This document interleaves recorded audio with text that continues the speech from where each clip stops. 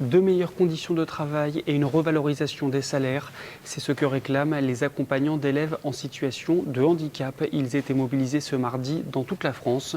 Rencontre avec Taous Difala qui exerce cette fonction au sein du collège Pierre et François Pitou de Troyes.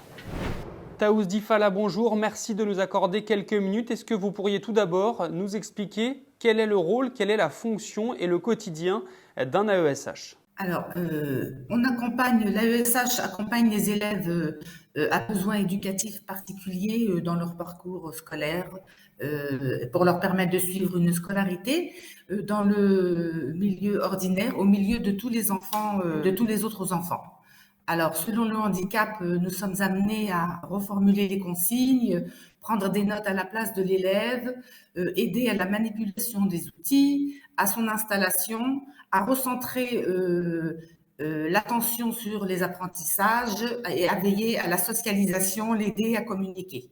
Vous étiez mobilisé ce mardi. Est-ce que vous pourriez nous expliquer les raisons de votre colère ? Les raisons de notre colère sont multiples. Tout d'abord, notre première revendication, c'est le salaire, parce que nous travaillons à mi-temps imposé avec un salaire de 650 € par mois, soit sous le seuil de pauvreté qui est de un peu plus de 1 000 €. Et est-ce que vous pensez vraiment que de nos jours, on peut vivre avec un salaire de 650 € par mois? Donc nous, notre demande, on voudrait des temps complets, c'est-à-dire 24 heures, pour nous permettre de vivre dignement, et une titularisation en tant que fonctionnaire de catégorie B.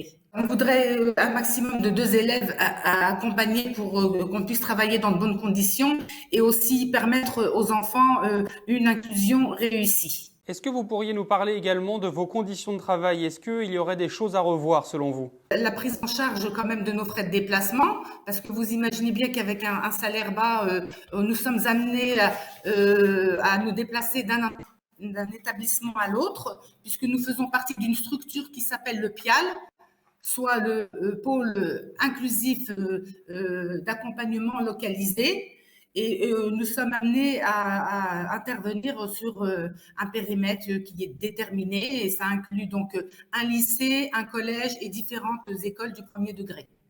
Donc, ça génère des déplacements et faute de recrutement, eh bien, nous sommes amenés à accompagner beaucoup plus que des élèves. Ça, c'est qui est très difficile pour que l'inclusion, comme je vous le disais tout à l'heure, soit réussie.